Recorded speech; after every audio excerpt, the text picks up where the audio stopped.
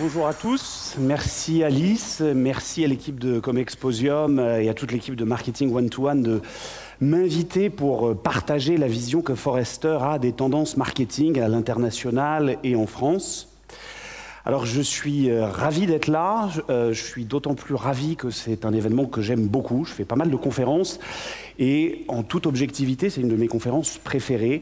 Non pas que je fasse du surf ou de la pelote basque, mais j'aime beaucoup la ville et j'aime beaucoup l'esprit de cette conférence et notamment la soirée, n'oubliez pas vos petits bracelets digital qui aura lieu ce soir dans les Halles.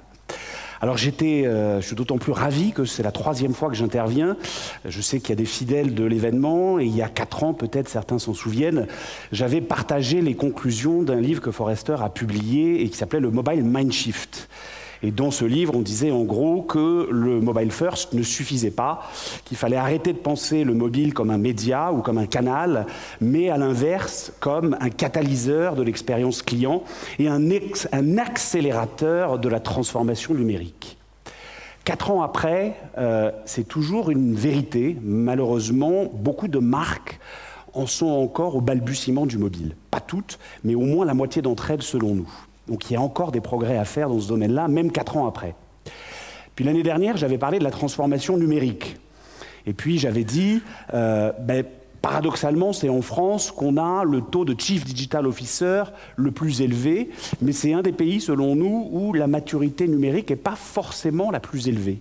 Il y a beaucoup de hackathons, il y a beaucoup de POC, il y a beaucoup d'investissements dans des startups, on parle beaucoup de DevOps, d'Agile, etc. Mais on ne transforme pas en profondeur, d'un point de vue organisationnel et culturel, les organisations. Et ça se vérifie encore cette année. J'ai eu la chance cette année de faire partie du jury IK 40 Les Échos, qui a remis hier soir les trophées du numérique. Donc évidemment, il y a des exceptions, il y a un certain nombre de sociétés qui brillent là-dedans. Le trio du classement, si vous ne le connaissez pas encore, c'est Société Générale, Total et Schneider Electric. Mais ce qui n'a pas été dit hier lors de la conférence des Échos, c'est que la note moyenne a baissé. En tout cas, elle est quasiment flat, de 11,7 à 11,3. Et c'est un problème parce qu'il n'y a pas suffisamment, et je vais en reparler tout à l'heure, de transformation profonde au niveau organisationnel, RH et culturel des entreprises. Donc cette année, de quoi est-ce que je vais vous parler ? Aux surprises d'intelligence artificielle, de marketing conversationnel et d'expérience client. Vous allez évidemment zoomer sur tous ces sujets, mais je vais essayer de vous donner une vue d'ensemble. Et ce que je vais faire, si ça ne vous embête pas, je vais me décaler un petit peu, parce qu'en fait, ça ne se voit peut-être pas, mais j'ai un torticolis, et donc ça m'évitera en fait de tourner trop la tête vers la droite. Voilà. Et donc je vais commencer par vous parler de l'intelligence artificielle. Alors, on en parle beaucoup, il y a beaucoup de mythes autour de l'intelligence artificielle. Évidemment, si vous connaissez les séries télévisées, Westworld ou un certain nombre de films, c'est un peu ce mythe que voilà, les machines vont prendre le pouvoir. Je vous rassure, on en est loin, parce que l'intelligence artificielle n'existe pas. Aujourd'hui, les machines font encore ce pourquoi elles ont été programmées. Au-delà de ça, pour revenir sur des enjeux business un peu plus pragmatiques, il y a plusieurs mythes. Le premier, c'est celui que l'intelligence artificielle est quelque chose de nouveau. C'est pas nouveau, ça fait un certain temps que ça existe, et ça s'inscrit dans le prolongement du big data. C'est juste qu'effectivement, aujourd'hui, on a la technologie, les serveurs, pour industrialiser cette problématique. Donc, premier mythe, c'est pas nouveau. Deuxième mythe, c'est cette idée que c'est des algorithmes. Alors oui, c'est des algorithmes, mais vous le savez bien dans vos entreprises, c'est surtout de la data. C'est-à-dire qu'il faut aller la chercher, la data, et plus l'organisation est large, plus elle est silotée, plus c'est compliqué. Il faut aller la raffiner, et puis il faut s'assurer derrière de ce qui sort, ce qui est en sortie de l'algorithme. Comme disent mes collègues américains, on dit souvent data in, data out, c'est aussi garbage in et garbage out. Si la donnée est mauvaise en entrée, elle va être mauvaise en sortie, et ça va créer un certain nombre de biais éthiques, notamment. Donc il faut s'assurer du contrôle de ce qu'il y a en sortie. Et puis le troisième mythe, c'est que ça va tuer des emplois. Ça a tué l'automatisation, a tué un certain nombre d'emplois de col bleu, et tous autant que nous sommes ici, en tant que cadres ou acteurs du marketing, l'intelligence artificielle tuerait nos emplois. Nous, on pense surtout que ça va créer de nouveaux emplois autour de l'éthique, comme je l'évoquais, mais bien d'autres. Ça va surtout changer la nature des tâches qu'on effectue. Et nous, on pense à l'inverse que ça va permettre aux marketeurs de se concentrer sur leur vrai métier. C'est-à-dire qu'on passe quand même beaucoup de temps à faire des tâches manuelles, à gérer des campagnes, et ce n'est pas suffisamment automatisé. Et donc, du coup, cette automatisation que permettra l'intelligence artificielle va permettre, en fait, de se concentrer sur le marketing, c'est-à-dire sur la compréhension client, sur la stratégie de la marque, sur l'expérience client, sur la créativité. C'est ça qui fait le sel, au final, de la fonction marketing, et qui est évidemment le fil conducteur de la conférence cette année. Alors pour autant, il y a un certain nombre d'acteurs, de vendeurs qui présentent leurs solutions. Je vais les nommer par leurs acronymes, hein, les Leonardo, les Einstein, les Watson, qui résoudraient nos problèmes marketing. Alors on en est encore assez loin. Il y a des nouveaux cas d'usage qui vont arriver avec l'intelligence artificielle. Je vais en nommer quelques-uns. On en fait déjà, hein, c'est pas nouveau. Tout ce qui est achat média, RTB, c'est basé sur des algorithmes. Mais c'est vrai qu'aujourd'hui, on en est encore au balbutiement. Les cas d'usage principaux, ça va être plutôt tout ce qui est emailing, le sujet de l'email, comment l'optimiser, le temps d'envoi de l'email, et puis on commence à voir des choses se mettre en place sur l'automatisation, ce que peut faire par exemple la Fnac avec TinyCluse pour automatiser des campagnes marketing. Des scripts, des arbres de décision.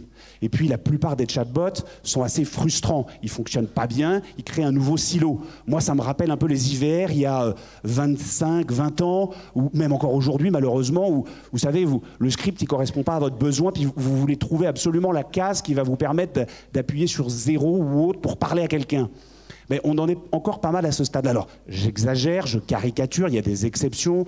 On parle beaucoup de Oui SNCF, on parle de Mythique. Sophie en parlera probablement tout à l'heure après dans la table ronde qui suivra. Donc, il y a aussi des belles choses qui se passent. Mais globalement, on n'en est pas encore là et surtout, ce n'est pas un stade industriel. Alors, au-delà des chatbots, il y a aussi la voix. On parle beaucoup des enceintes connectées, Echo, Google Home, etc. Aujourd'hui, c'est pareil, les usages, ils sont limités. On ne va pas se mentir, c'est surtout de la radio, de la musique, on check la météo. Même aux États-Unis, qui est un pays plus en avance, ce n'est pas encore du voice commerce. C'est 10% à peu près des possesseurs de cet outil-là qui l'utilisent pour de l'achat, mais c'est surtout du réachat, quand on refait exactement la même commande. Mais on y viendra. Et je pense qu'en France, on ne réalise pas encore forcément le potentiel de la voix, parce que ce n'est pas encore dans autant de foyers qu'aux États-Unis. Aux États-Unis, à la fin de cette année, on prévoit, nous, qu'il y aura 15 millions de foyers équipés. Ça fait quand même quasiment un foyer américain sur 5. C'est énorme. Et surtout, on ne se rend pas compte des biais cognitifs que ça va introduire. Alors, quand j'ai un collègue qui est spécialiste de tout ce qui est neuromarketing, et quand il a commencé à parler de ça, il disait, mais oui, ça va permettre à Amazon de créer une relation client. Ils sont bien plus en pointe là-dessus qu'un Google ou un Apple dans la relation, la digitalisation de la relation client. Et je ne comprenais pas ce qu'il voulait dire par biais cognitif, jusqu'à ce que j'en ai un chez moi, que je le teste évidemment, et que je me rende compte que ma dernière fille, j'en ai 3, et la plus petite, elle n'a que 4 ans. Et quand elle voyait ses sœurs plus âgées interagir, elle est venue me voir un peu gênée, elle me dit mais papa, Alexa c'est une machine. Alors je l'ai rassuré, je lui ai dit oui, c'est une machine. Mais en fait, Alexa et tous ses assistants personnels vont faire partie de nos vies familiales, rentrent dans le foyer. Et j'ai, comme beaucoup d'entre vous, j'imagine, des anecdotes autour de ça, mais il y en a une qui me paraît assez singulière et qui résume pas mal ça. C'est un foyer américain qui a raconté, vous avez peut-être entendu parler, que les premiers mots de leur fille, c'était ni papa, ni maman, c'était Alexa. Alors, on peut s'en attrister, on peut trouver ça dommage, mais ça veut dire effectivement que dès l'enfance, et c'est très naturel pour les enfants d'interagir par la voix, on va interagir progressivement et utiliser la voix pour commander des machines et pour interagir avec l'environnement et donc naturellement avec des marques dans notre environnement. Et c'est vrai qu'on ne s'en rend pas compte, mais c'est naturel. C'est-à-dire, j'en vois certains qui utilisent leur smartphone. Vous avez appris sur les 10 dernières années à utiliser un écran tactile, à zoomer, à glimpser, à faire des double taps, etc., à swiper. Mais c'est pas naturel. La télécommande, ce petit objet, c'est pareil. Il n'existe pas depuis très longtemps. Un ordinateur, un clavier, une souris, ça fait pas très longtemps que ça existe par rapport à la voix, au langage qui fait de nous des êtres humains. Donc ça va être quand même important, même si c'est aujourd'hui les balbutiements. Et puis ce qui est évidemment important, c'est pas l'enceinte connectée, c'est le logiciel qu'il y a derrière et la capacité à cruncher la data et à la personnaliser. Donc c'est évidemment l'assistant Google ou Alexa et pas Google Home ou Echo. D'autant que l'usage, il se passe sur les smartphones. Ça explose effectivement parce que ça rentre dans nos maisons et dans nos voitures, mais 72% de l'usage de ces assistants se passe aujourd'hui sur smartphone parce qu'il y a une base installée significative. Et puis il y a d'autres technologies qui arrivent. Apple a lancé, comme vous le savez sans doute, Business Chat en France depuis le début du mois. Il y a la GSMA qui depuis des années pousse le RCS, qui n'est pas encore un standard malgré les efforts de Google. On a encore un petit peu de temps avant que ça le devienne. Et puis il y a aussi WhatsApp avec ses API business. Donc la question elle n'est pas finalement technologique. Nous on pense qu'elle est surtout sur la capacité que vont avoir les marques à changer l'état d'esprit, à passer d'un monologue à un dialogue et après à une conversation, parce qu'une conversation ne se résume pas forcément à un dialogue, il peut y avoir plusieurs parties prenantes. Et donc au-delà du buzz technologique, l'enjeu, et le marketing conversationnel, il n'est pas nouveau, ça part de la compréhension du consommateur, l'intégration dans l'offre et la communication avec lui. Et ça existe pas uniquement sur ces nouveaux canaux, ça existe sur tous les canaux. Ça existe en call center, ça existe en boutique, ça existe par email, ça existe par des push notifications, de l'in-app, ou peu importe. L'enjeu, c'est effectivement déjà d'analyser les conversations passées et de ne pas partir d'une feuille blanche, mais d'analyser, d'utiliser le CRM comme la mémoire digitale des conversations qu'on a eues avec les consommateurs. Ça suppose aussi de personnaliser l'expérience, de la contextualiser et idéalement, effectivement, sur ces nouveaux outils, de trouver un nouveau ton, une signature vocale, parce qu'il va falloir avoir une personnalité de marque qui n'est pas visuelle quand on va aller sur ce type d'interaction.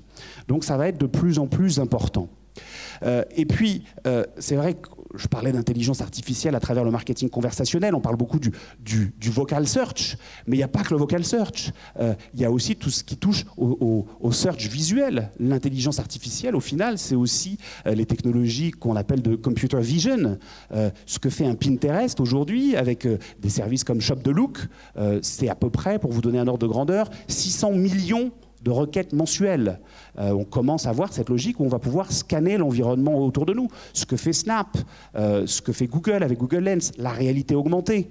Et réalité augmentée, je sais que ça fait longtemps qu'on en parle, mais c'est encore pas mal gaming, réseaux sociaux, mais comment on voit de plus en plus de marques se lancer dans cette approche-là, et à raison, parce qu'à fin 2018, on prévoit 1 milliard de terminaux compatibles, que ce soit AirCore d'Apple ou que ce soit de Google, pardon, ou AirKit. Donc il y a une base installée significative. Il y a encore effectivement pas mal de buzz, notamment aussi sur la réalité virtuelle, qui est encore assez virtuelle. Je ne sais pas si vous connaissez une société qui s'appelle Magic Leap.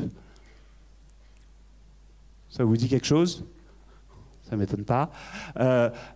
C'est une société, c'est des magiciens, ils tiennent bien leur nom. Ils ont levé 2 milliards de dollars. Je ne sais pas si vous voyez, il y a peut-être des startups dans la salle, ou d'autres qui gèrent des budgets. 2 milliards de dollars. C'est quand même assez colossal. Et ils ont un SDK. Ils n'ont pas encore un produit. Vraiment. Alors, il y a des grands investisseurs derrière. Il y a un appel d'offres en cours de l'armée américaine, via la DARPA, entre Microsoft et eux, pour équiper l'armée américaine de ces lunettes de réalité mixte. Mais aujourd'hui, pour un marketeur, j'ai envie de dire, ce n'est pas un enjeu, parce que, comme souvent avec les nouvelles technologies, on appelle ça la loi d'Amara, du nom du président de l'Institut du Futur, qui a une citation qui est intéressante, qui dit « On a tendance à surestimer l'impact des nouvelles technologies à court terme et à sous-estimer leur impact à long terme. » Donc ça, c'est exactement l'enjeu. Sauf que vous, en tant que directeur marketing ou en tant que marketeur, vous n'avez pas cette problématique-là. Votre horizon de temps, c'est pas le même. Ça, ce sont des données non pas de Forrester, mais de Spencer Stuart, qui fait autorité dans le domaine. À fin 2017, la médiane, le temps moyen passé par un CMO en poste, c'est 31 mois. 31 mois, ça fait 2 ans et demi. Donc la réalité virtuelle, l'intelligence artificielle, etc., c'est bien joli, mais vous avez des priorités à court terme et il vous faut évidemment déployer des actions concrètes et avoir des résultats. Alors on a... je vais partager avec vous des données qu'on vient tout juste de publier, qui datent de septembre 2018. On a interrogé 1700 marketeurs à travers le monde. Et je vais vous montrer leurs priorités, les initiatives prioritaires qu'ils ont dans les 12 prochains mois. Et on va faire, sur les 2 slides qui suivent, une comparaison entre la France et le global, en ayant un ranking qui part du global, pour voir justement la comparaison avec la France. Et là, sur ce premier slide, il n'y a pas de différence très significative.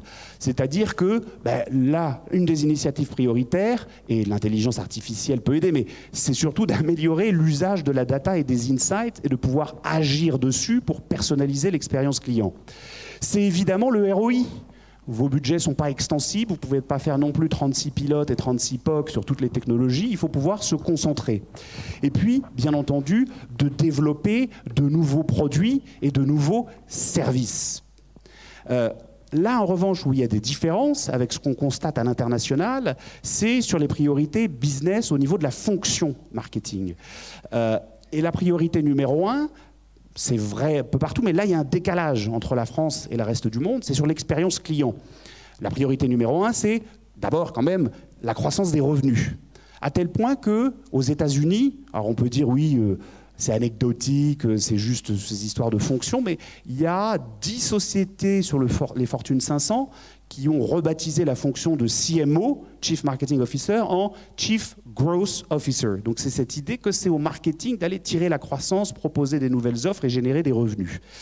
Mais c'est extrêmement lié à l'amélioration de l'expérience client, parce qu'il y a une corrélation directe derrière, au-delà de l'advocacy, et je vais y revenir dans un instant, sur la capacité à générer des revenus, à faire de l'upsell et du cross-sell. Et là, vous voyez derrière moi qu'il y a un décalage de 10 points entre la France et le reste du monde. Et l'enjeu, il est bien là. Ce que je disais tout à l'heure en préambule, la fonction marketing, j'ai envie de dire, son périmètre, il n'évolue pas fondamentalement. C'est toujours la compréhension très fine des besoins consommateurs pour faire évoluer les offres. C'est la stratégie de marque. En revanche, c'est de plus en plus l'expérience de marque. Vos clients veulent des preuves, ils veulent plus simplement des promesses. Et exécuter ça demande une orchestration qui, bien souvent, part du marketing. Sauf en France, quand on a posé la question, c'est en France qu'on a le pourcentage le plus faible où l'expérience client est rattachée, et il ne s'agit pas uniquement d'une question matricielle, organisationnelle, de reporting, mais en termes de problématique, qui est rattachée à la fonction marketing. Donc c'est un enjeu important parce que nous, la façon dont on définit l'expérience client, c'est ce qu'on appelle les 3 E de l'expérience client.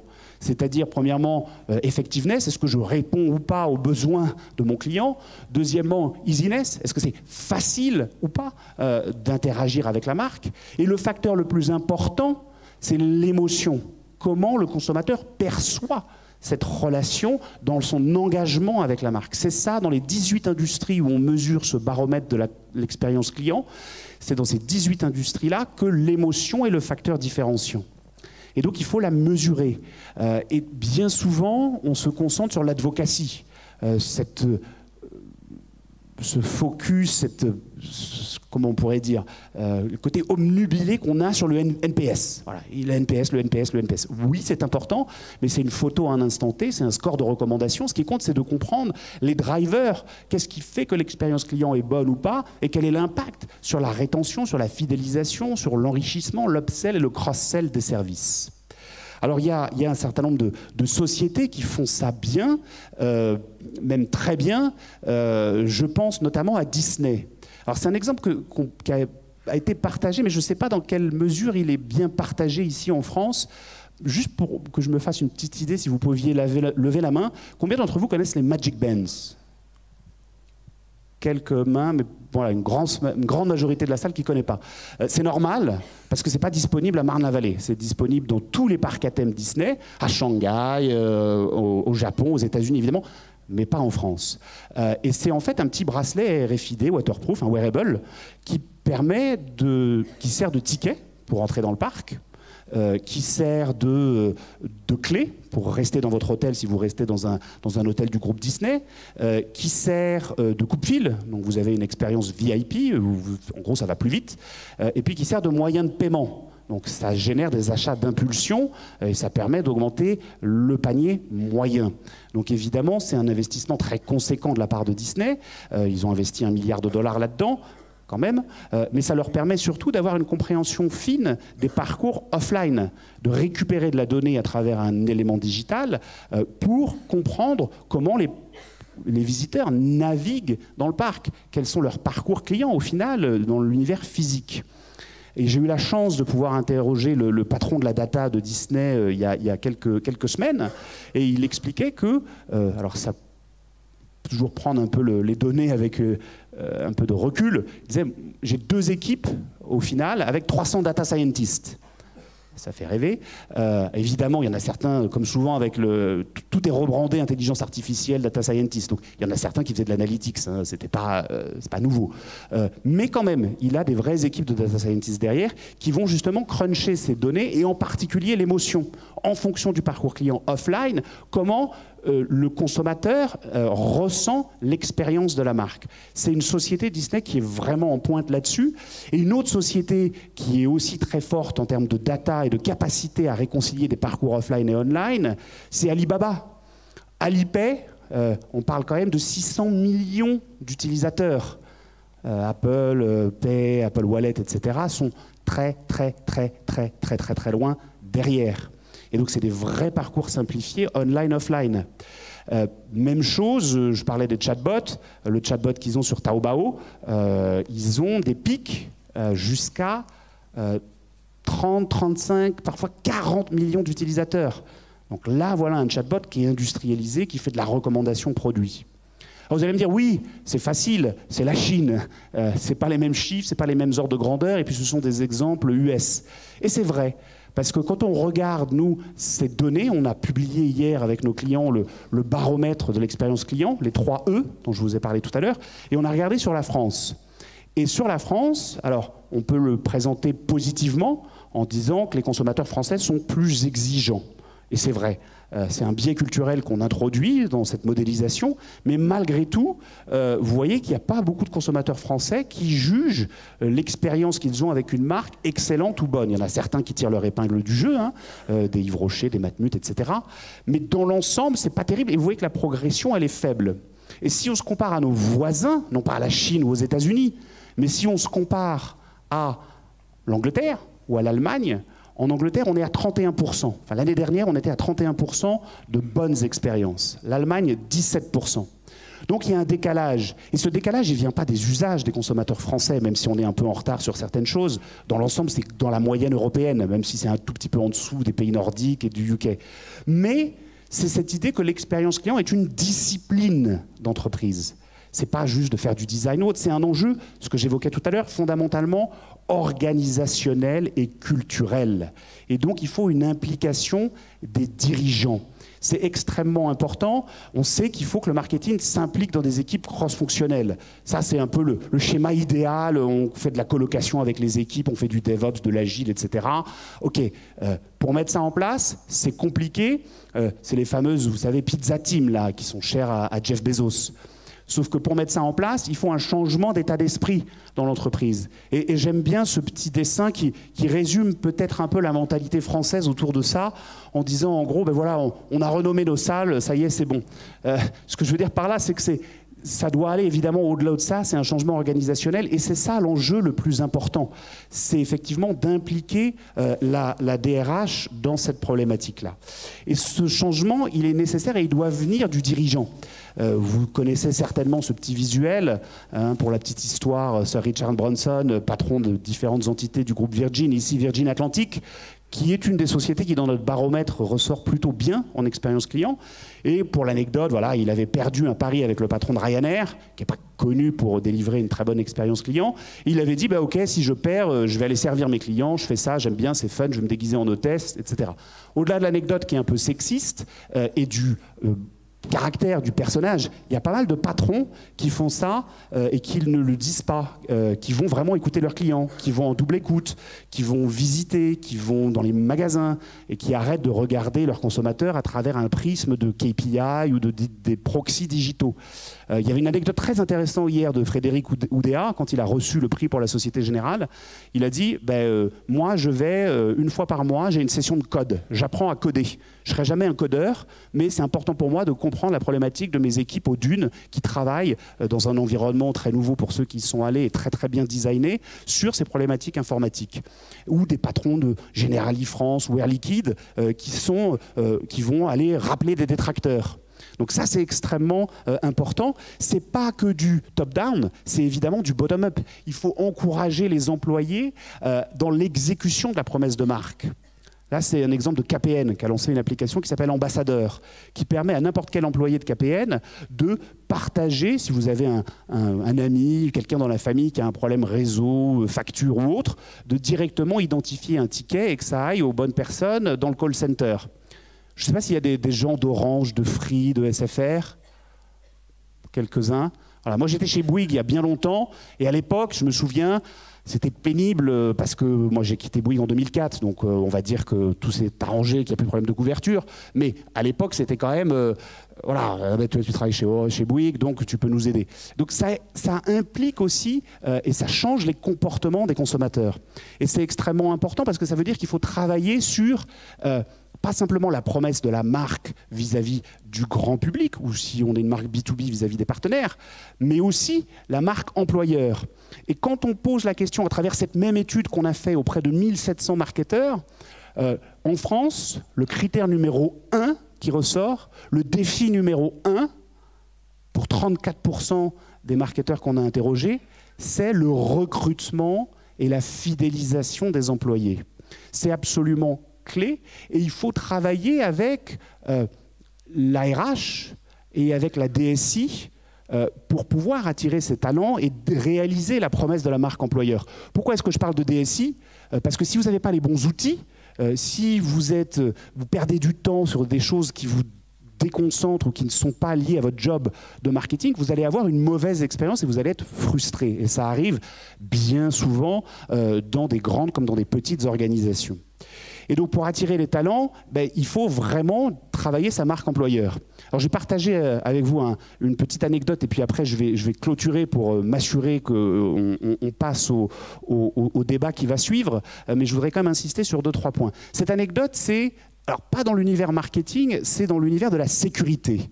Il y a une conférence qui a lieu en Californie, je ne sais plus comment elle s'appelle, où toutes les boîtes essaient d'aller recruter les hackers, les bons développeurs qui vont pouvoir vraiment travailler sur des logiques de cybersécurité.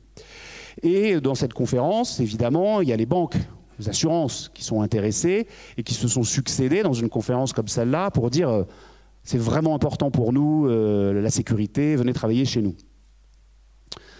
Okay. Et puis après, vous avez quelqu'un de Tesla qui est venu puis qui a dit mais en fait, ils vous ont menti là. JP Morgan, Citi, toutes ces banques, ils vous ont menti. Si je perds mon téléphone, si je perds ma carte bleue, ok, bon, c'est grave, mais c'est pas très grave. Moi, je vous parle de vie ou de mort. Si la voiture se fait hacker, si c'est une voiture autonome, on va, nous, avoir des problèmes. Donc, j'offre 10 000 $ à qui dans cette salle me trouve un bug. Et pour ceux qui avaient trouvé 3 ou 4 bugs, je ne sais plus exactement, ils étaient potentiellement, même pas potentiellement, ils faisaient partie d'une shortlist pour passer des entretiens. Donc évidemment, on n'est pas dans la Silicon Valley, on n'a pas ces sommes-là à mettre, on ne peut pas mettre 250K ou 300K pour un data scientist qui sort d'école, on n'en est pas là, on y viendra peut-être, mais on n'en est pas là. Mais quand même, l'enjeu, ce n'est pas ces compétences en sécurité, c'est les nouvelles compétences marketing dont il va y avoir besoin. Que ce soit sur les sciences sociales, la psychologie, l'ethnographie, le neuromarketing, le design et tout ce qu'on appelle les soft skills. Puisque la technologie évolue vite, il vaut mieux travailler l'attitude de quelqu'un que son aptitude, sa capacité à collaborer et évidemment sa créativité.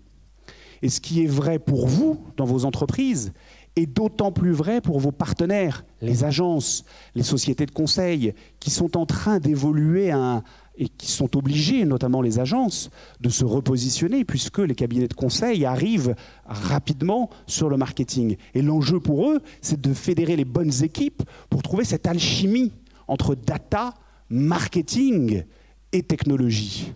Quand je dis qu'ils arrivent en force, vous avez des données d'Adage à la fin de 2017, où vous avez encore les réseaux, qui en termes de chiffre d'affaires sont dans le top 10, et puis qui a juste en dessous Accenture Interactive, 6,5 milliards de dollars. PwC, Deloitte, on ne les voit pas trop en France sur cette problématique-là, au Benelux, au UK, ils ont vraiment une approche design, etc. Et même médias. Accenture, c'est pareil. Oui, il y a eu le rachat d'Altima, oui, il y a eu le rachat d'Octo, il y a aussi eu des rachats tout à fait dans le design, Fjord, dans la créa, les Rothko, les Karmarama, etc. Et donc on a tendance à dire, il y a la créativité, c'est les agences, et puis les autres, c'est plus la technologie. Non, c'est cette hybridation, et c'est ceux qui arriveront à créer cette nouvelle culture qui, au final, seront très certainement vos partenaires de demain. Au-delà, évidemment, des grands acteurs, il y a plein d'acteurs niches et plus petits et plus locaux qui font un excellent job et je ne vais pas les mentionner ici. Je vais juste, parce que je sais que j'ai tendance à dépasser un petit peu mon temps, résumer ce que j'ai dit pour laisser la place au panel. Les 3 points que je voudrais peut-être que vous gardiez en filigrane de cette conférence, parce que vous allez zoomer à travers les conférences, les keynotes, les échanges et les one-to-one, c'est de vraiment penser la technologie et la data au service de la créativité. C'est ça, au final, qui fait l'essence du marketing.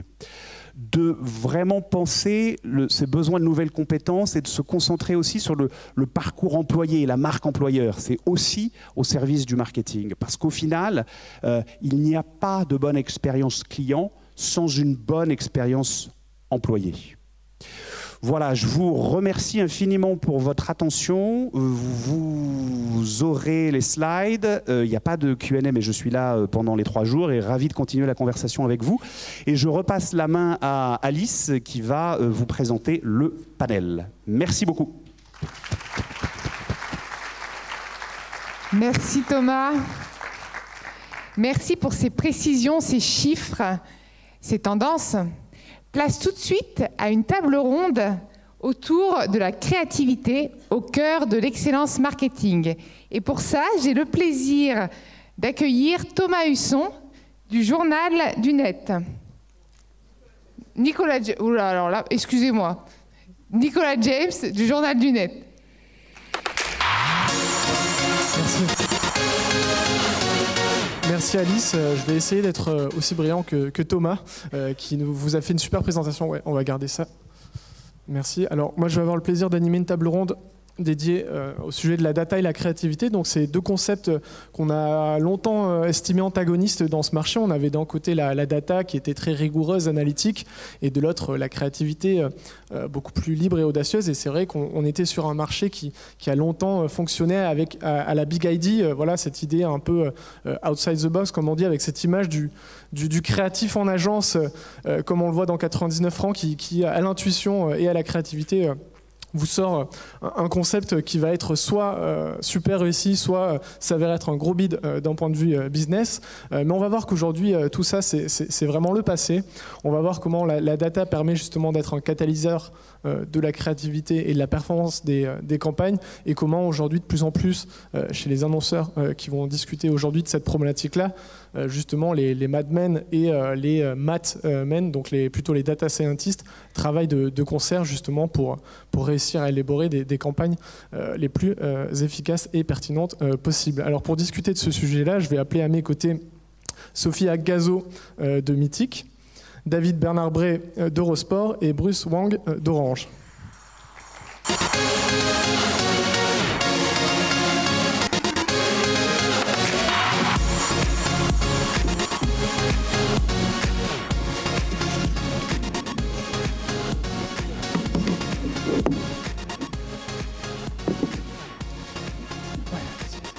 Merci à tous les 3 de prendre le temps de discuter avec nous de ces problématiques-là. Peut-être pour commencer et un peu planter le décor, je vais vous demander à chacun de vous présenter, nous expliquer en quoi aujourd'hui la data transforme votre métier. On va peut-être commencer par Bruce à ma gauche.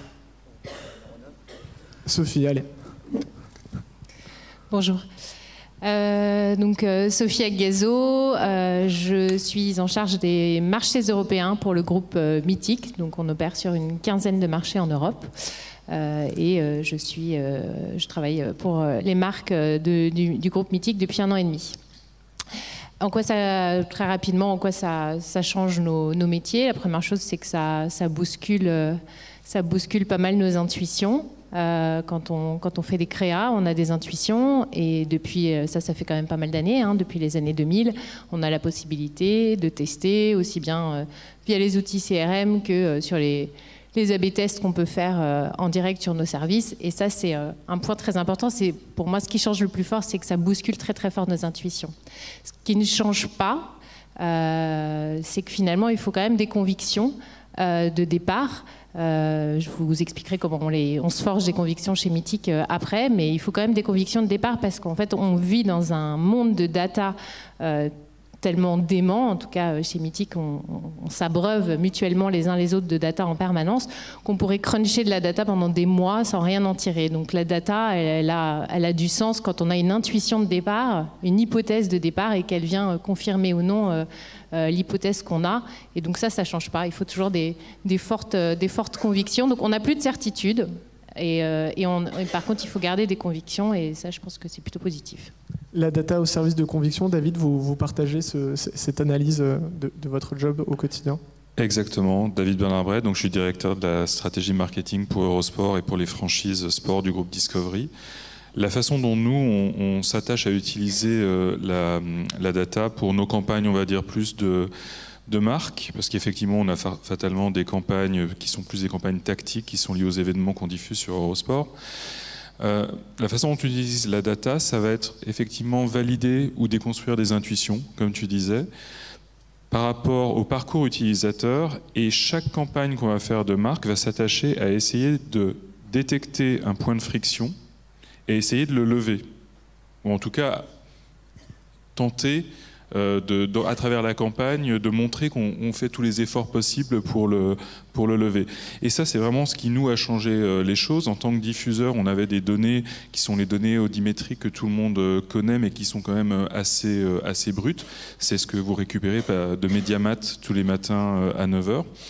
Avec le fait d'avoir notre propre produit maintenant et notre autodistribution, donc un produit OTT, on est en capacité maintenant de pouvoir traquer nos fans dans leur parcours et de pouvoir lever vraiment, essayer de comprendre là ils butent, et essayer d'aller les comprendre, de traquer en arrière pourquoi ils butent, en fait, et pourquoi ils ne consomment pas. Qu'est-ce qui fait que finalement il s'en va? C'est ça que ça a changé, en fait. Alors Bruce, vous travaillez pour une entreprise qui a plus de 70 000 collaborateurs et des millions de clients. Comment est-ce que vous vous organisez aujourd'hui pour justement opérer dans ce nouveau paradigme de data et de créativité? Alors on a la chance chez Orange d'être une entreprise qui a beaucoup de data. Mais c'est pas parce qu'on a beaucoup de data qu'on a forcément une culture data dans les équipes. Je travaille à la direction de la communication d'Orange France. Et mon rôle à la direction de la communication d'Orange France, c'est de faire en sorte que tout le monde travaille le digital de manière native dans ses briefs, dans la construction des Big ID, dans la construction du contenu que l'on fait, avec un pôle d'expertise data aussi. Donc en fait, c'est une vraie transformation. C'est d'abord une aventure humaine et une hybridation des compétences. Moi, j'aime bien l'idée du creative technologist, qui est de dire que finalement, on va tous être un peu créatifs, on va tous avoir un petit peu de part de data, et que finalement, que ce soit en agence, parce que là, je mets aussi dans le même paquet nos agences et nos partenaires, ou nous, on a vraiment besoin d'avoir un focus sur le client. Le client, quel est son besoin ? Quels sont ses besoins en fonction du moment? C'est-à-dire qu'on n'est plus dans une optique 360, on est dans une optique 365 jours en réalité. C'est qu'est-ce qui se passe entre hier, aujourd'hui et demain. Donc le temps, le rapport au temps a complètement changé. Le rapport à la technologie a complètement changé. Donc nous, ce que ça a vraiment changé, c'est dans nos process de brief et de création, de trouver en fait la Big ID, de trouver les bons contenus avec les bons messages au bon moment et à la bonne personne. Ça a été d'industrialiser tout ça. Et on a vraiment, en 2 ans, industrialisé cette démarche d'utiliser la donnée très en amont, de notre réflexion de process créatif et ensuite de déploiement d'activation. Et c'est ce que vous avez labellisé les Live Proof Labs, du coup c'est cette méthodologie. Est-ce que vous pouvez nous dire un peu comment vous êtes arrivé justement à élaborer, comment est-ce que vous structurez? Je crois que vous avez une petite vidéo pour présenter ça. Oui, alors je ne sais pas, vous voulez passer... Alors je voulais expliquer un peu la démarche et on va regarder la vidéo. Alors, avant, ce qu'on faisait avant, ce qu'on ne faisait pas avant. Avant, tout simplement, le créa arrivait avec une idée, on briefait, et puis ils arrivaient avec leur sensibilité, ils arrivaient avec leurs convictions, ce qui est très important, il faut toujours avoir des convictions, là je le rejoins totalement, c'est très important. Et puis on voyait si ça fonctionnait ou si ça ne fonctionnait pas. Aujourd'hui, 3 mois avant la campagne, on met en place un processus de lab, c'est-à-dire que pendant 5 semaines, tous les mercredis après-midi, nous avons autour de la table notre agence média, notre agence créa, des responsables études, des planeurs, mais aussi des data scientists, des partenaires. Et nous mettons en place un travail de trouver les bons insights en mêlant de l'écoute sociale, en mêlant aussi des données CRM que nous pouvons avoir, des données quali. Et à travers 5 itérations, nous allons à la fin arriver à une matrice d'insights sur un sujet donné. Prenons le sujet par exemple de la rentrée des classes. Sur la rentrée des classes, on a une matrice d'insights sur nos cibles prioritaires. En ce qui nous concerne, c'est la famille, donc le père, le mère, les ados, filles et garçons. Et le temps, la veille de la rentrée des classes, le jour de la rentrée des classes et le lendemain de la rentrée des classes.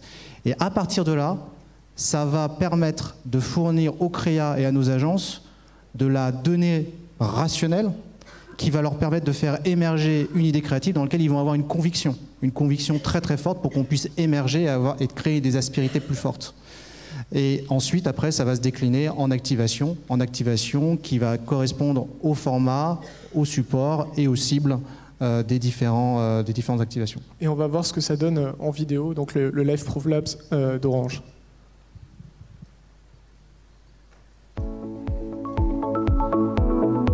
The holidays, it's all unforgettable memories until it's time to go back to school. Whether it's welcomed or feared, the start of the school year is synonymous with multiple concerns for families, especially when brands inundate them with all kinds of promotions.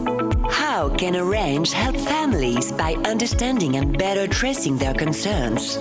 Orange, Publicis, Marcel, Synomia, Artifact and Havas Media present the Live Proof Lab, an innovative method which has allowed us to better listen and understand our customers.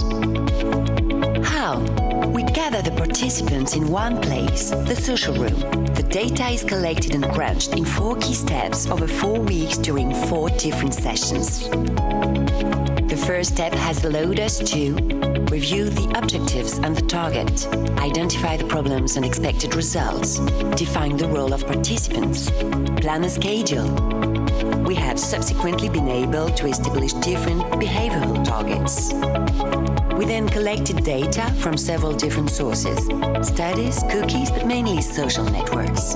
Thanks to these data, we identified each of the target's concerns during the back-to-school period. Finally, we transformed these concerns into relevant insights and paired them with Orange solutions. This method has been applied to each target during every key moment during the back-to-school period. This entire process allowed us to create ultra-targeted content and to develop the Live Proof Lab Insights Matrix. The results? More than 20 million people reached, more than 1 million views on our social media posts, more than 60% watch 100% of the video. Based on these figures, the Live Proof Lab has been deployed for the brand's other decisive business periods and demonstrates that Orange is invested in helping and understanding clients better. Là, on a un bon exemple de ces 2 concepts forts dont parlait Thomas tout à l'heure. Donc l'importance du marketing de s'intégrer dans des équipes cross-fonctionnelles et celle aussi d'apporter non plus des promesses mais des preuves aux clients. Est-ce que malgré tout sur le papier ça paraît finalement on se dit mais pourquoi est-ce qu'ils l'ont pas fait avant? Est-ce que ça n'a pas été compliqué à la fois de convaincre la direction et ne serait-ce que même les collaborateurs finalement de leur faire adopter cette logique très analytique pour aboutir à une démarche créative? Au début, oui, quand ils y sont, il y a un engouement, il y a une dynamique qui se crée en place. La principale difficulté, c'est de trouver le moment de rajouter un jalon 3 mois avant pour mettre en place à chaque fois ce lab-là. Parce que on a toujours l'habitude, enfin on a plutôt l'habitude en communication à faire les choses un peu au dernier moment. On est toujours un peu dans le rush, etc.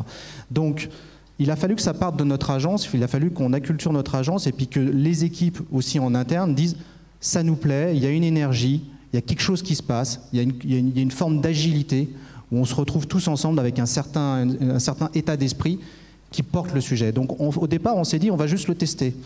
Et puis au bout du premier test, du deuxième test, on s'est dit on va le généraliser.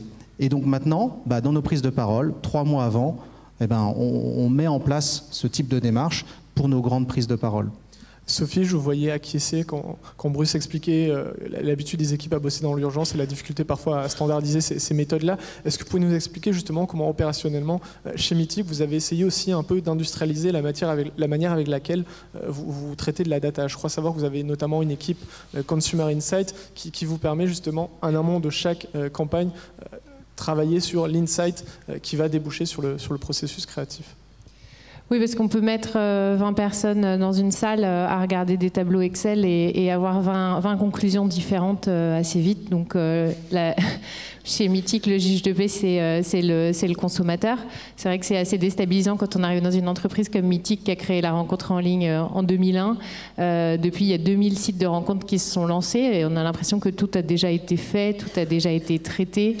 Donc on revient en permanence aux consommateurs qui nous fournit des données à son inscription sur l'app, qui nous fournit des données par son comportement. Au passage, le déclaratif et le comportemental ont aussi cette magie d'être complètement différents. Donc je peux très bien déclarer que je cherche un homme parisien qui aime la peinture et qui a mon âge et ne consulter que des profils d'hommes qui habitent Biarritz, qui parlent de voyage et qui sont beaucoup plus vieux. Donc ça aussi, c'est de la data, c'est contre-intuitif et ça illustre ce que je disais tout à l'heure. Et donc en plus de cette donnée, bien évidemment, la matière, c'est nos 160 événements tous les mois où on rencontre des célibataires dans la vraie vie et une équipe effectivement Consumer Insight qui vient travailler et au passage accessoirement ça casse les silos même si on est beaucoup moins gros qu'Orange qui vient travailler sur la donnée, qui vient du Customer Care, qui vient de l'IT, qui est passé dans les mains de data scientists et au final voilà, et le juge de paix c'est le consommateur. Donc on arrive à des campagnes comme celle qu'on a en ce moment en télé, qui est une campagne qui s'adresse aux parents célibataires. Donc on part d'un insight très fort. On se rend compte que dans nos événements, il y a moins de parents célibataires que ce qu'il y a dans la population. On se rend compte que sur nos sites, pourtant, si on regarde la tranche des 30-45 ans, il y a 40% de parents célibataires. Et on sait que la rencontre en ligne, c'est pas un long fleuve tranquille. Donc là, j'en viens au point de friction, par exemple, comment on l'adresse. Donc on a ces insights, ils sont validés par la data. On voit que ces gens-là, ils conversent plus longtemps en ligne avant d'aller faire un rendez-vous.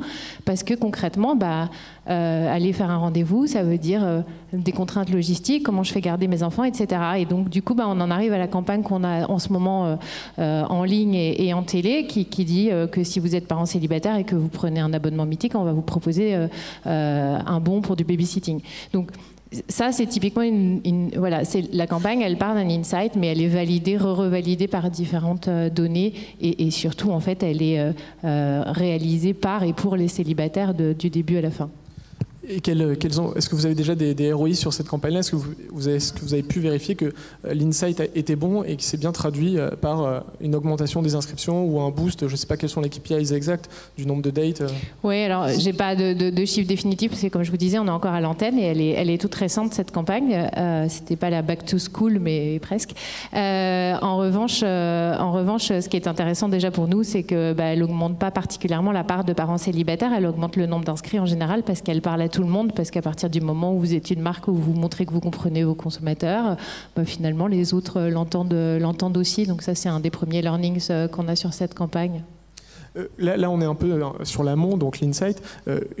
Ensuite, pour le processus créatif, le use case, vous m'avez expliqué que vous aviez du coup une équipe consumer research qui allait vous permettre finalement de valider ce qui marchait, ce qui ne marchait pas. Quand on a un peu discuté en amont de cette table ronde, et vous m'avez donné l'exemple, par exemple, du chatbot Lara de Mythique. Est-ce que vous pouvez nous expliquer finalement comment est-ce que vous avez lancé ce chatbot? Alors bien évidemment, j'imagine qu'il y avait aussi l'opportunité de se lancer sur un sujet un peu sexy dont on parle beaucoup.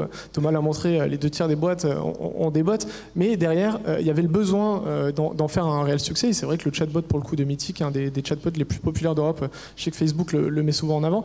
Et est-ce que vous pouvez nous expliquer comment est-ce que justement vous avez réussi à faire de cette opportunité-là une vraie valeur ajoutée pour le client?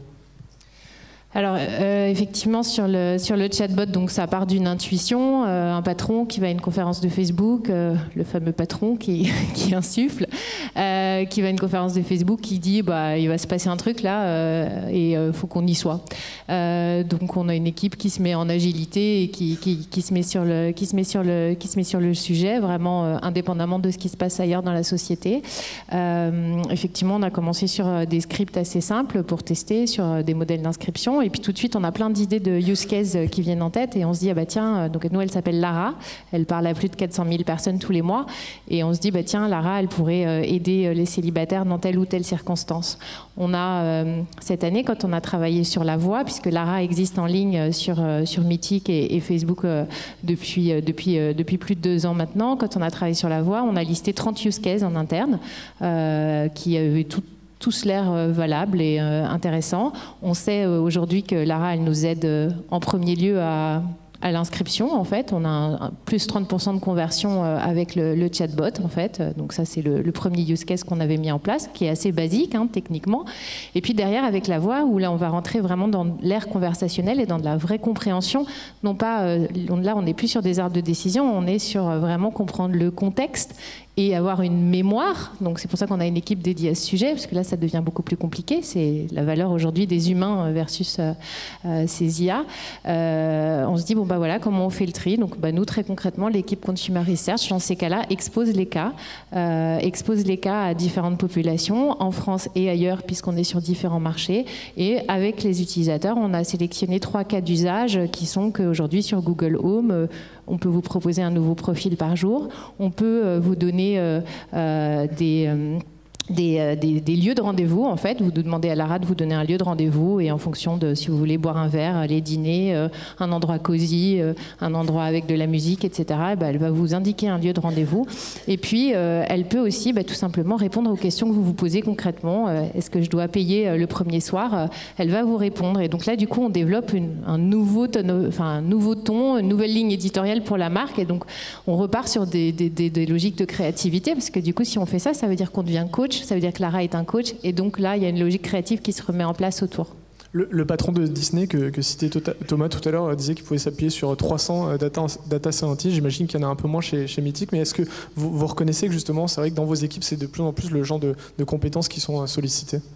Alors nous, on est 300, donc on n'est pas 300 data scientists, mais oui, bien sûr, il y avait des analystes dans une équipe analytics, et aujourd'hui, en fait, ce qu'on fait, et moi, ce que j'ai fait dans mon équipe internationale, c'est la première chose que j'ai fait, c'est que j'ai demandé à avoir un analyste pour mes marchés, par marché, donc effectivement, l'analyse reprend sa place au sein des différentes équipes, un peu, je crois, comme sur le modèle des directions digitales, où finalement, ça vient insuffler les différentes équipes.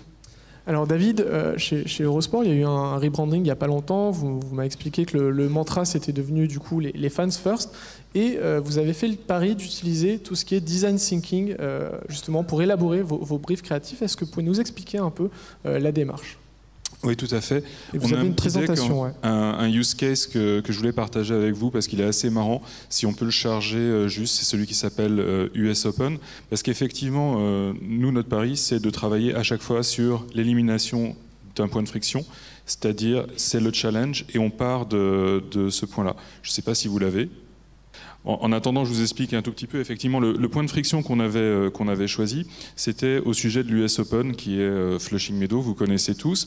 Il y a quelque chose d'assez magique avec le tennis, d'assez beau, c'est qu'en fait, vous ne pouvez jamais savoir à quelle heure commence un match, puisque par définition, un match de football va commencer à l'heure du coup d'envoi. Sur un match de tennis, en fait, on ne peut pas savoir, tout simplement parce que... Alors, ça y est, voilà. Il faut attendre que le match précédent soit terminé pour que le match arrive. Et puis, il va se passer aussi qu'à New York, en fait, les meilleurs joueurs vont jouer dans ce qui s'appelle la night session. Vous savez qu'à New York, contrairement à Roland-Garros, alors on va peut-être voir ça arriver un jour en France, il y a 2 sessions. Il y a une session la journée avec les joueurs, on va dire, Tier 2. Puis après, tous les joueurs qui sont Tier 1 passent à partir de 19h. On vide le stade et on revend à nouveau des billets. Ce qui veut dire que ces matchs-là vont passer en Europe à peu près 2h, 5h du matin. Alors on a l'expérience en télévision sportive de savoir que quand par exemple il y a un match de NBA, on sait à quelle heure il est, les gens mettent leur réveil et tout et vont le regarder.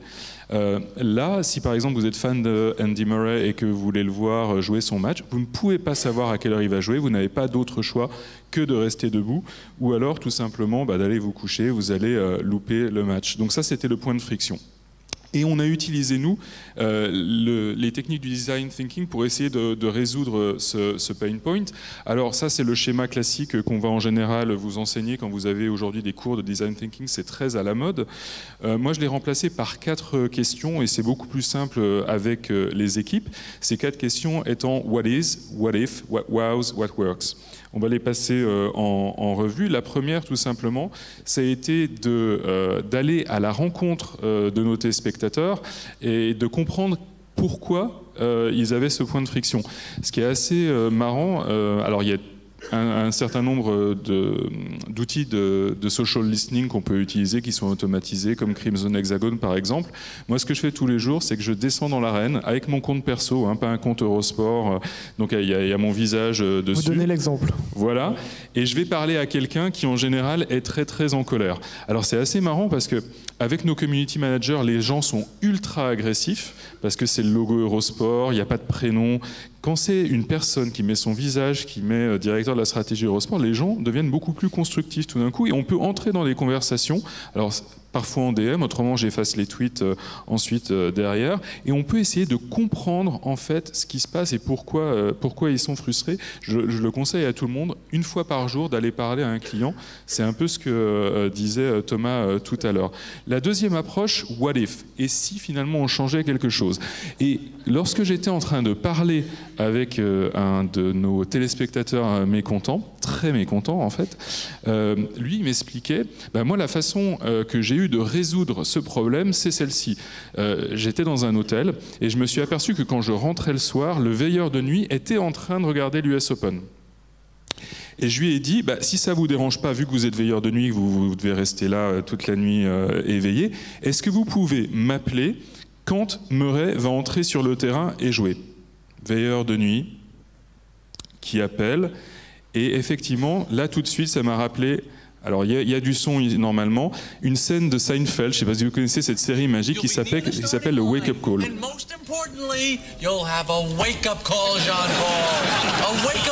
Voilà, dans cette scène qui est assez connue, en fait, il persuade un athlète qui doit courir pour le marathon de New York d'aller dans un hôtel pour être sûr, parce qu'à cause du décalage horaire, il risque de ne pas se réveiller, pour être sûr d'avoir un Wake Up Call. Donc il y a un côté marque derrière cette idée du Wake Up Call. Et donc ensuite, on a essayé de voir qu'est-ce qui pouvait faire un effet wow, parce qu'on a l'idée, c'est le wake-up call, mais qu'est-ce qui pouvait faire l'idée wow? Donc là, on a fait un brainstorming en bonne et due forme, et quelqu'un est arrivé avec l'idée, mais pourquoi ça ne serait pas les joueurs, en fait, qui font ces messages-là? Et là, on a dit, mais impossible, leurs agents vont nous demander de l'argent, les joueurs vont refuser, impossible. On a envoyé quelqu'un au tournoi de Cincinnati, qui est juste avant celui de l'US Open, et en fait, tous les principaux joueurs ont répondu à l'appel et ont accepté d'enregistrer un message, bien sûr qui n'était pas un message de la marque Eurosport, il n'y avait pas d'endorsement, on n'allait pas rêver non plus. Et tout ça, on l'a prototypé, et pour la petite histoire, je suis venu avec ce prototype il y a 2 ans, ici, avec un brief sous le bras, et j'ai rencontré des agences et je leur ai montré, vous avez le marché, si vous arrivez à me faire ça. C'est Milky, je ne sais pas s'ils sont là aujourd'hui, qui derrière a regardé comment ils pouvaient mettre en place l'automation, comment ils pouvaient créer tout un parcours, et ensemble on a créé ce site qui s'appelle Eurosport Wake Up Call, où tout simplement les gens entraient leur numéro de téléphone, de portable, on leur donnait des instructions en leur disant faites en sorte que votre portable soit branché, vous le mettez sur votre table de nuit. Vous le mettez surtout pas sur mode avion, quelque chose comme ça. On envoyait un petit SMS pour vérifier que c'était pas un ami qui avait fait une blague. Et nous, derrière, on avait quelqu'un en régie qui, quand les joueurs entraient sur le court pour échanger des balles, allait lancer l'automation et on appelait tous les gens qui avaient demandé à voir tel ou tel match. Donc on avait une combinaison formidable parce qu'il fallait choisir des matchs, il fallait choisir des joueurs. Donc on avait un nombre infini en fait de combinaisons et on poussait à chaque fois la possibilité de pouvoir s'inscrire à travers nos réseaux sociaux. Et ce qui est formidable, c'est que par exemple certains des joueurs, je vous ai montré l'exemple d'Angélique Kerber, repostaient en fait nos pubs sur les réseaux sociaux pour dire si vous voulez me regarder, parce qu'ils étaient bien conscients qu'ils allaient jouer au milieu de la nuit, si vous voulez me soutenir depuis l'Europe, faites ça. Voilà à quoi ressemblait l'interface. Et puis je vais vous montrer un petit exemple. C'est par exemple, alors il faut imaginer que vous êtes endormi, votre téléphone sonne, et là c'est Gaël, mon fils, qui va vous appeler. Donc il y a du son en régie. Allô? Tu fais quoi là? C'est la monf au téléphone, ça va ou quoi? Je suis là, je suis dans ta télé là, je suis dans ta télé, viens me regarder. Allez viens, on va kiffer quoi. Toi-même tu sais. Merci encore pour tout. Et à tout de suite devant la télé. Ciao. Voilà, donc on leur disait, vous dites surtout pas Eurosport pour pas avoir de problème avec les agents, effectivement, mais on a eu à peu près 50 athlètes qui ont accepté de jouer le jeu, voilà, et ça nous a fait une opération assez... Même si vous n'avez pas été cité explicitement, il y a quand même eu une attribution à la marque, bien sûr, de par les réseaux sociaux, les inscriptions... Et par les retombées médias. Et par tout simplement l'opération en elle-même, et nous on avait fait un tout petit peu de médias autour de ça, et l'opération a été repérée par Adweek aux États-Unis, ce qui a rendu furieux NBC parce qu'ils ont créé cet article en disant regardez NBC Sport, voilà ce que font Eurosport en Europe et voilà ce que vous voudriez faire. Voilà. Est-ce que du coup une opération du coup, qui a été un superbe one-shot comme celle-ci a vocation à être reproduite pour l'Open d'Australie? Je ne sais pas si vous diffusez cet événement-là, mais les prochaines éditions du US Open? On l'a refait, en fait, sur certains événements. On va très probablement le refaire, alors pas en France, par exemple, mais sur les Jeux Olympiques de Tokyo, parce qu'on a aussi un décalage horaire très important. On n'a pas les droits des Jeux Olympiques en France, donc je ne suis même pas censé dire Jeux Olympiques quand je suis en public. Mais on essaye de faire en sorte que ce type d'opération-là ne soit pas gratuit, finalement, de lui donner du sens, donc on essaye de le garder rare. Et puis on a bien conscience de ne pas avoir un produit parfait. Le produit parfait n'existe pas, donc on essaye aussi de s'attaquer à d'autres points de friction, à d'autres challenges. Et à chaque fois, c'est assez motivant de travailler en équipe. C'est un peu le process que tu décrivais. C'est assez marrant, en fait, de poser un problème sur la table et d'arriver à des solutions un peu créa comme ça, avec des partenaires extérieurs, des partenaires en interne. Même en termes de culture d'entreprise pure, c'est extrêmement motivant.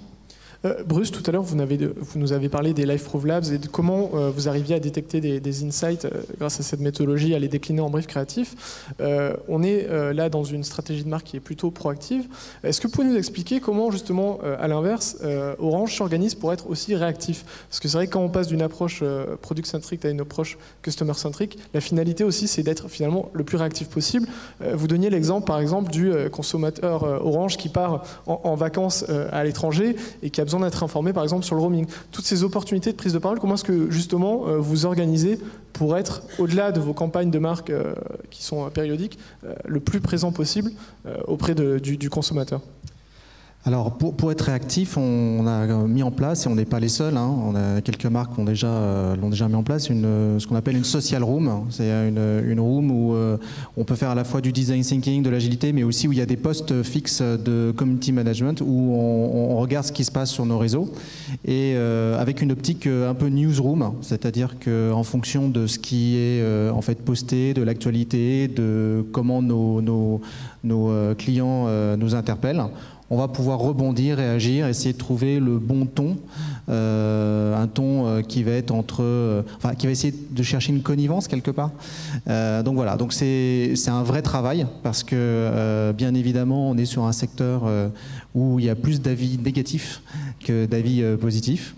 Mais il y en a quand même de temps en temps des avis positifs. Donc voilà, donc on essaye vraiment d'avoir cette optique newsroom avec une social room, et on travaille aussi avec des prestataires parce que dans nos organisations, on n'est pas disponible aussi le week-end ou en heure non ouvrée, donc on est obligé de travailler aussi avec des prestataires. Et est-ce que vous pensez que les nouvelles technologies et l'immédiateté et la donnée ont changé un peu le sens de votre métier, dans le sens où vous êtes moins justement dans la proactivité, dans des temps bien définis de prise de parole et plus dans la réactivité?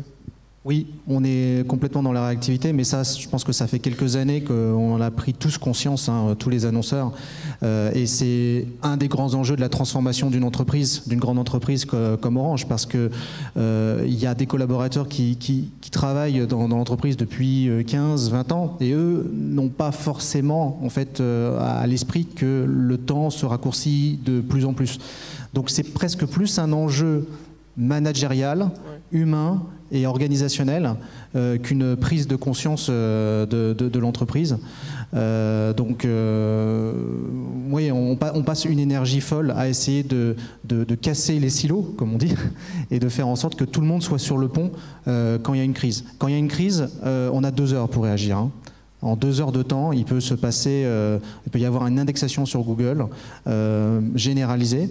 Donc, dans nos process de crise ou dans nos process de réactivité, on essaye vraiment de changer nos process et de faire en sorte que tout le monde soit extrêmement conscient de ce qu'il faut faire à l'instant T. Et pour terminer, là, je pense que la réactivité, on est tous conscients de ça. Maintenant, ce sur quoi on est en train de travailler, c'est sur de la prédictabilité. Comment on fait pour être prédictif? Comment on fait pour utiliser des algorithmes, du machine learning, du deep learning, pour que dans le social listening, on puisse être capable de détecter des signaux faibles qui nous permettent de probabiliser l'émergence d'un tweet ou d'une réaction qui va ensuite nous faire basculer dans une crise potentielle ou éventuellement dans un climax, hein, pourquoi pas. Mais voilà, ça c'est des choses sur lesquelles on est vraiment en test et en expérimentation. On n'y est pas encore, mais pour moi c'est l'enjeu de 2019. Qu'est-ce qui manque? C'est un problème organisationnel ou c'est un problème techno? Plusieurs choses. Le premier, c'est organisationnel. Pour pouvoir faire ça, à une direction communication, une direction métier, il faut avoir des compétences de data science à l'intérieur de la direction métier. Donc là, on a fait le pas. On a recruté 2 data scientists qui sont dans la direction de la communication. Donc c'est vraiment une révolution pour une direction de la communication qui, pour le coup, n'est pas du tout technique. Et ça fait partie aussi de ma mission, c'est de faire en sorte d'hybrider les compétences. Une fois qu'on a ces compétences-là, des gens qui savent travailler sur R, sur Python, qui savent faire des algorithmes, il faut des outils. Et donc dans les outils de social listening, nous on est en train de revoir un peu notre problématique d'outils de listening, on est en appel d'offres, pour essayer de trouver des partenaires qui nous donnent accès aux data lakes, aux gisements, Twitter, Facebook, etc., sur lesquels on va pouvoir créer des couches algorithmiques qui seront personnalisées et propres à nos problématiques. D'accord. Alors, Sophie, vous avez la particularité de gérer toute l'Europe du Sud. Ça englobe 15 pays différents, justement. Comment est-ce qu'aujourd'hui, vous gérez justement le fait de décliner cet insight qui peut être juste pour un pays, mais qui ne l'est pas pour un autre? C'est d'autant plus vrai que le secteur de la rencontre est quand même une particularité culturelle très forte. Donc, comment est-ce que chez Meetic, vous essayez justement de concilier le message unique et sa déclinaison pour taper au plus juste dans chaque pays? Je crois que de plus en plus, on a fini avec le message unique. On a toujours bien évidemment cette contrainte de cohérence de marque, hein, bien évidemment, qui doit rester centrale dans notre métier. Néanmoins, le message unique, il est de moins en moins évident. En tout cas, il n'y a plus une seule campagne, ça n'existe plus, qu'on décline sur tous les points de contact. Je vais vous mettre à ma place. Il y a 1 an et demi, j'arrive chez Meetic, on me dit voilà, on a fait du market sizing comme beaucoup d'entreprises. Donc là, on n'est pas sur de la créa, on regarde le potentiel de chaque marché, on voit que le nombre de célibataires de plus de 50 ans augmente 2 fois plus vite que le nombre de célibataires au global. Il y a un marché, et parmi les 2000 sites de rencontres qu'on a en France et X milliers de sites de rencontres qu'on a en Europe, aucun n'adresse spécifiquement cette catégorie. Donc, ton premier job, c'est de lancer ce site en France, au UK d'abord, et ensuite, depuis, on l'a lancé sur 6 marchés. on fait appel à notre agence créa qui est basée en France, qui bosse pour l'Europe mais qui est basée en France, nous propose une campagne très aspirationnelle qui explique à quel point aujourd'hui à 50 ans on se sent jeune, on a envie de profiter et voilà, rencontrer quelqu'un c'est merveilleux et une campagne très aspirationnelle. Et j'apprends que ce site qu'on est en train de lancer en Europe, en fait il existe chez notre maison mère aux États-Unis, il s'appelle Our Time et il y a déjà une campagne qui tourne aux US et on a cette campagne aux US qui fonctionne et cette campagne aux US, elle est quasiment didacticielle. Elle explique en fait qu'il ne faut pas avoir peur, qu'il faut ouvrir son PC et qu'il faut se lancer et que ça fait pas mal et voilà. Et moi dans les données que j'ai une donnée qui dit il y a 50% des célibataires de plus de 50 ans qui disent qu'ils sont prêts à aller rencontrer quelqu'un en ligne et il y a 50% qui ne le sont pas, donc le verre est à moitié plein, à moitié vide. Voilà. Vous, dans la salle, qui aurait lancé la campagne aspirationnelle? Ah ouais. Soit ils sont timides, soit ils n'y croient pas à la campagne aspirationnelle. Ouais. Et qui aurait lancé la campagne qui performe aux US? Personne non plus. Ils sont timides. Ouais, en fait, ils dorment, ils veulent aller déjeuner. Bon, en fait, on a lancé les deux. On a lancé les deux, déjà parce qu'on avait deux marchés, France et UK, qui se comportaient très différemment. Et on sait que les UK sont plus proches des États-Unis pour ces aspects culturels sur la rencontre. C'est vrai qu'aujourd'hui, on ne date pas de la même façon en Allemagne, en Espagne et en Norvège.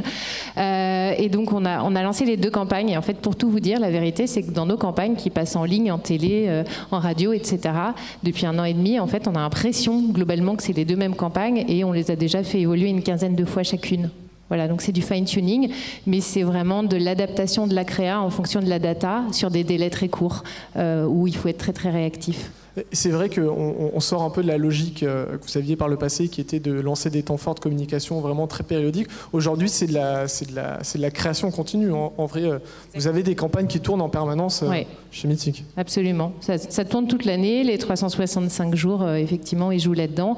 Bien évidemment, là, on n'est même pas encore entré dans les logiques de data-driven precision marketing, de DCO, etc. Mais voilà, les campagnes, elles vivent toute l'année et elles sont très, très évolutives de plus en plus. Alors justement, là, on a eu l'exemple d'une grande idée qui se décline selon des marchés. Aujourd'hui, avec Internet, on est sur un univers qui est multicanal. On a du online, du offline, et au sein du online, on a aussi le mobile qui commence à prendre de plus en plus d'usage. David, comment est-ce que vous adressez aujourd'hui l'enjeu de la démocratisation des usages vers le mobile? C'est vrai que par le passé, les annonceurs se contentaient souvent de décliner un spot TV de 45 secondes en un 10-15 secondes sur mobile, pas du tout pensé pour ce device-là. Vous, justement, vous êtes le partisan de prendre le rebours de cette logique-là pour être plus performant et plus pertinent sur ces canaux.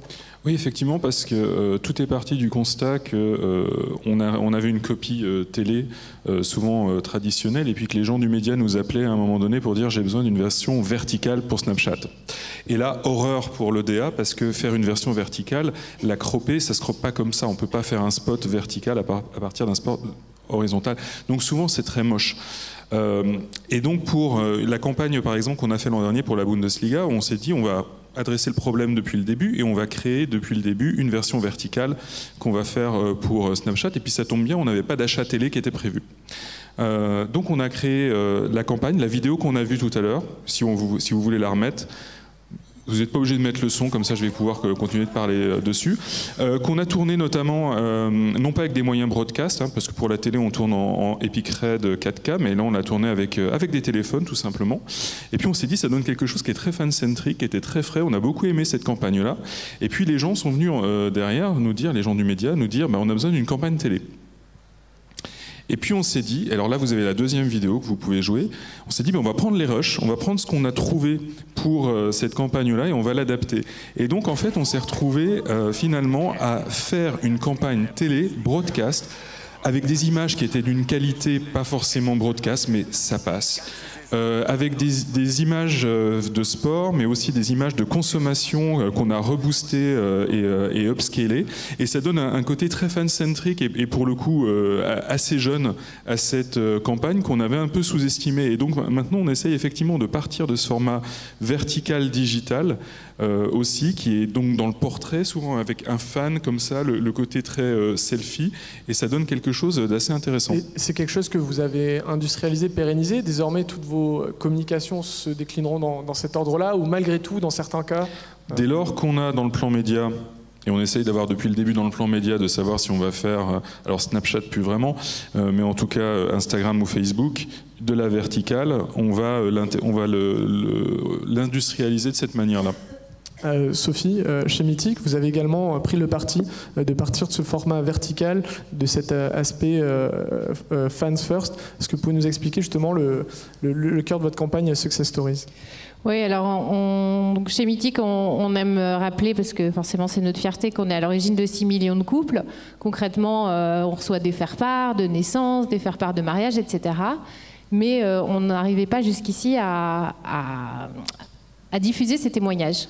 Parce qu'en fait, très concrètement, quand vous demandez à un couple ensuite de vous raconter son histoire, ça peut devenir très vite ennuyeux de savoir ce qui a plu à un tel le premier soir, qu'est-ce qui a... Voilà, donc il y a un côté sur ces témoignages compliqué pour nous, parce qu'en même temps, ce sont ces belles histoires, et puis d'un point de vue créatif, on n'arrivait pas à les faire vivre. Et puis en plus, en même temps, donc bien évidemment, on a différentes agences qui nous ont proposé différentes pistes, souvent avec des acteurs, parce que c'est plus simple qu'avec des vrais membres. En même temps, nous, on a au cœur de nos valeurs l'authenticité, et donc du coup, d'un coup, ça recrée un débat interne sur oui, mais si on prend des acteurs, on n'est plus dans l'authenticité, alors qu'on a tous ces vrais couples, etc. Donc on était un peu dans une impasse, et puis effectivement, on est parti d'un principe qui est ok, on va prendre des acteurs, mais on va clarifier la chose, on va faire ça en toute transparence, et donc on a essayé de le rendre évident, donc vous allez voir dans quelques secondes. Et puis en fait, parce qu'on est dans un témoignage, parce qu'on est dans la vraie vie, bah, en fait on va le faire avec un tournage qui s'adapte aussi au format, et aussi parce que bien évidemment c'est le genre de format qu'on a envie de faire vivre sur des médias que sont Instagram, Snapchat, etc. Et donc ce format, non seulement il est parti d'un format mobile, mais il est remonté vers des médias traditionnels. Donc imaginez que là vous êtes dans un cinéma et que vous venez de recevoir un SMS, un bruit très très fort de SMS. Donc c'est une campagne avant tout digitale qu'on emmène vers des médias traditionnels comme le cinéma, à l'inverse effectivement de ce qu'on faisait avec nos édits TV précédemment dans l'autre sens. Bruce, est-ce que également chez Orange, avec la démocratisation du mobile... Vous voulez qu'on la diffuse ou pas? Pardon oui, ouais. Pardon, excusez-moi, j'avais oublié. Excusez-moi. Oui, qu'on voit l'aspect... Du coup, sinon, pardon, c'est vrai. Ça fait bizarre. C'est vrai. Oui.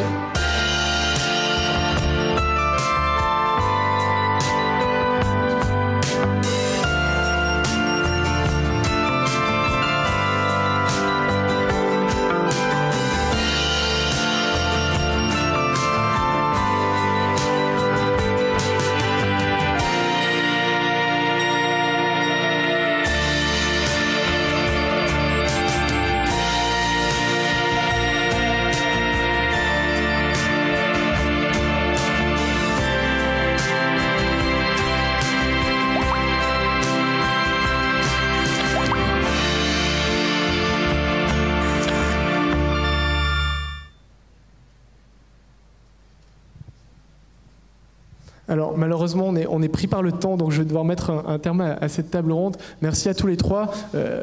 En tout cas, n'hésitez pas à les interpeller durant les 3 jours pour leur poser des questions plus précises.